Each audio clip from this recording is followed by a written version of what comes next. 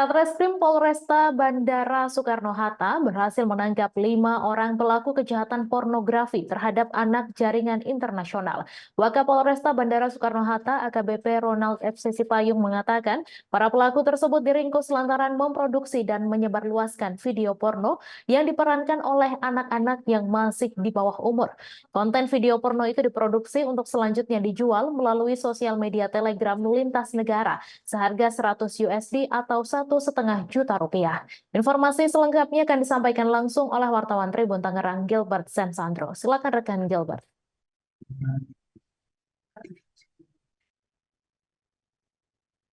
Iya, Mei. Satreskrim Polresta Bandara Soekarno-Hatta berhasil mengungkap produksi video porno yang diperankan oleh anak bocah di bawah umur atau anak-anak di bawah umur. Di mana dari hasil pengungkapan kasus tersebut, Polresta Bandara Soekarno-Hatta berhasil menangkap 5 orang tersangka berinisial HS, MA, AH, KR, dan NZ.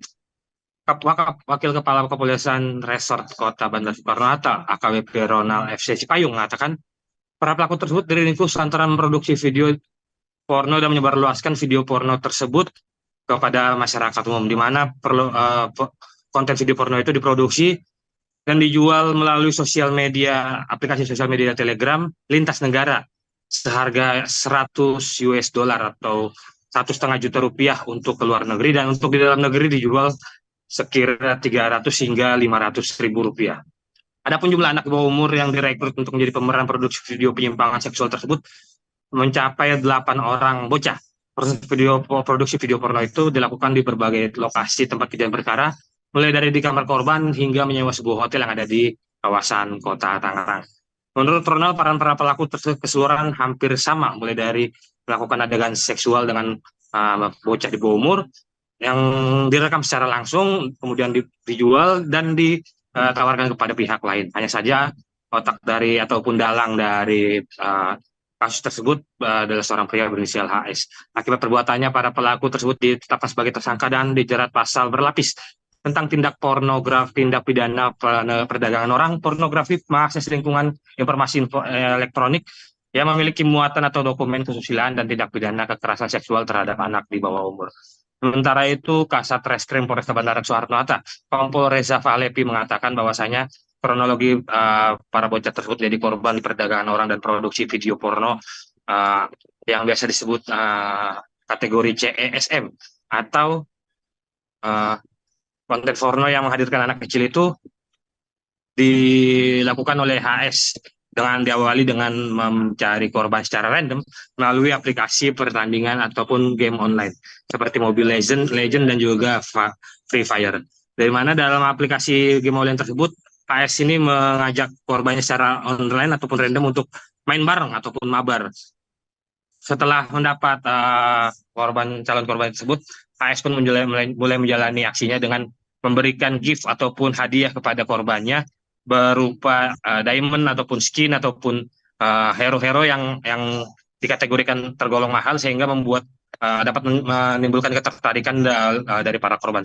Setelah berhasil melakukan aksi pertamanya, pelaku pun mulai menghubungi korban secara intens melalui pesan singkat sosial media dan kemudian bertemu secara langsung. Bahkan pelaku menemui korban di rumah korban langsung dan bermain dengan modus bermain game online di kamar korban. Namun demikian, di dalam kamar tersebut ternyata pelaku melakukan merekam video seksual dengan anak-anak di bawah umur itu.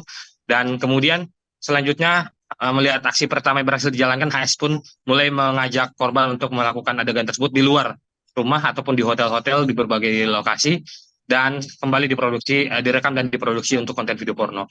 Setelah berhasil mendapat video adegan seksual dengan korban yang masih di bawah umur ini, pelaku pun menjual video porno tersebut di aplikasi sosial Telegram dan dijual antara lintas negara dan juga dalam negeri.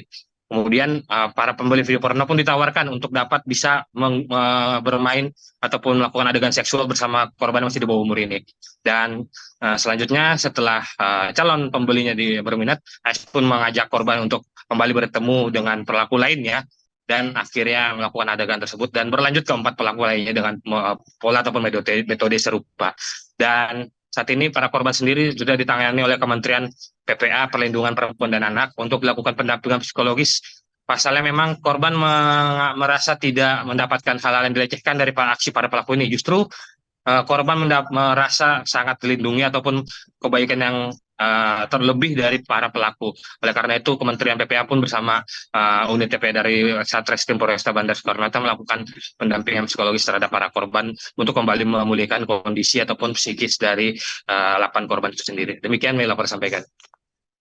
Baik, terima kasih rekan Gilbert atas laporan Anda, dan Tribuners, wartawan kami juga telah menghimpun wawancara dengan Wakapolresta Soekarno-Hatta. Berikut tayangannya untuk Anda. Dari tahun berapa Pak sampai kapan sehingga terbongkar Pak?